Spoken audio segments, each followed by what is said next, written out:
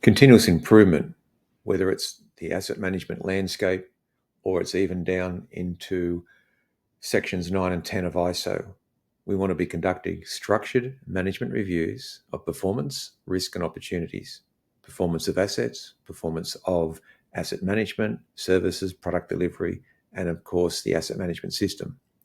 We want to be looking to ensure that there is still and remains alignment between asset management objectives and of course organisational strategy. Depending on your organisation, industry, context, etc., that may not move or separate over a given period of time, but in a more, say, tech-centric organisation, service delivery, that may change more frequently. We want to be looking at opportunities for innovation, efficiencies, and of course improvement. But to actually measure efficiency, you do need to be effective in the first place and be able to repeat something at least twice. You want to make sure any corrective and preventive actions are followed through. So not just doing the corrective, yep, we've fixed it, but what are we doing differently in the future?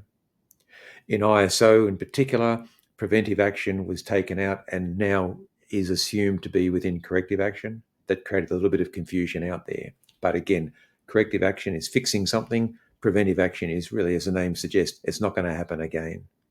And then embedding a culture of continuous improvement across the entire organisation.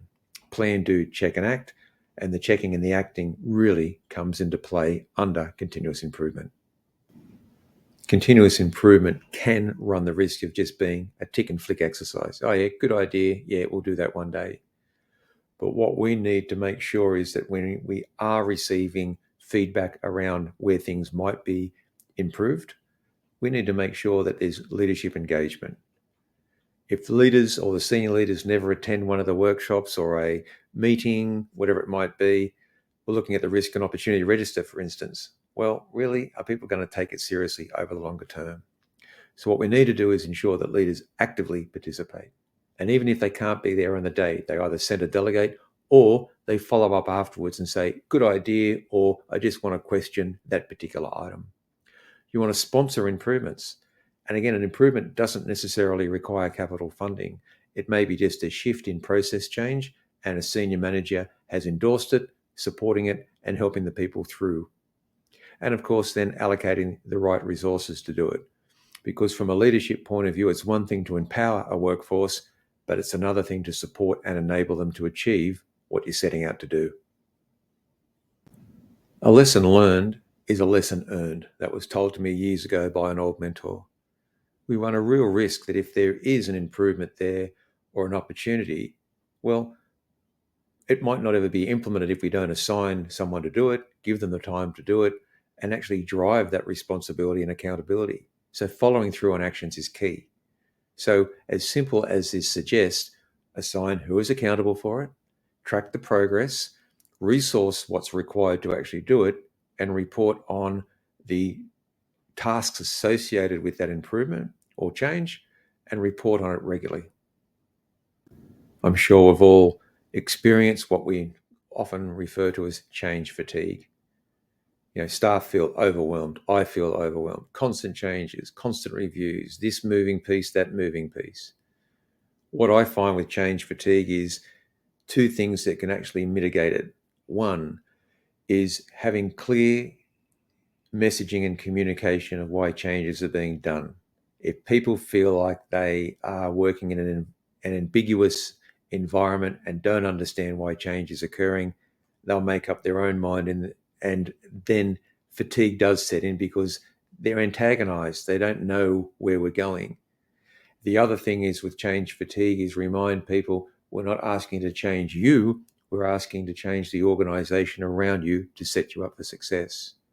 So from a change fatigue in terms of capacity, prioritize the improvements. What's going to have the biggest bang for buck? Ask your staff what they believe in terms of how we should prioritize. Looking at quick wins or low-hanging fruit, as we say, but also balancing out workload.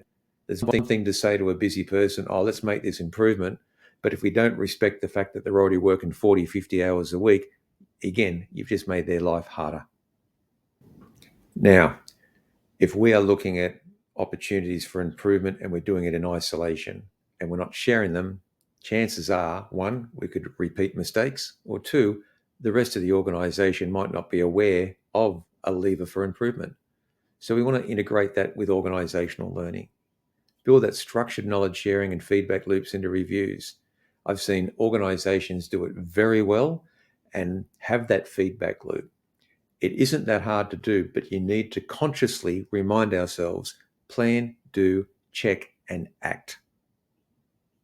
Staff and workers may see, oh, here's an idea for an improvement. Gee, it sounds like it's a reflection on my workability, my work ethic.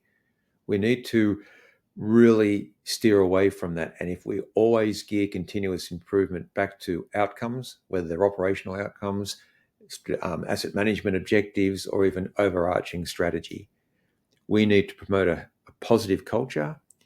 And improvement's about growth, not blame. It's about improving you, me, processes that we work in, service delivery. It's about product delivery. And overarching, it's looking at what we can do as opposed to not we can't do because of. We run a risk as well that when we're looking at opportunity, we can't break out of the corrective mindset, i.e., what can we do to prevent things occurring? And then the risk is if we're only fixing problems, we're only looking at things that are broken, we're really highlighting and perpetuating the fact that we're not moving forward. We need to move into that innovation mindset. The innovation and adaptability being, again, an asset management outcome from ISO 55000. We could encourage experimentation. We might pilot a new process, a new product, new ways of working. But as we do, we should celebrate innovation, even if we don't achieve the intended result first or second time around. So 3 sections that jump out for me in terms of continuous improvement. 9.3, management review. But looking at management review, not just following the standard itself, but what is important to us that we should be placed under review. Don't limit it just to the standard. 10.1, continual improvement, which of course is what this whole module is about. And of course, non-conformity and corrective action. As I made mention before, there was a subtlety made in the change of the high-level structure in ISO to the harmonized structure, and that is preventive action moves in under corrective action. And to some extent, that's why 10.3 was created, which is predictive action. So in summary, management review and continual improvement ensure that asset management stays and remains relevant to stakeholders, it's effective, and always getting better over time. And only you in your organization can define what does good look like. And again, building that back into your SMART objectives, your SMART asset management objectives is one way to do that. But as I said before, continuous improvement, plan, do, check, and act. And in terms of the improvement, either do it, don't do it, or defer it being done, but always go back to the originator of the idea and let them know exactly the why, what, and if you're going to do it, when.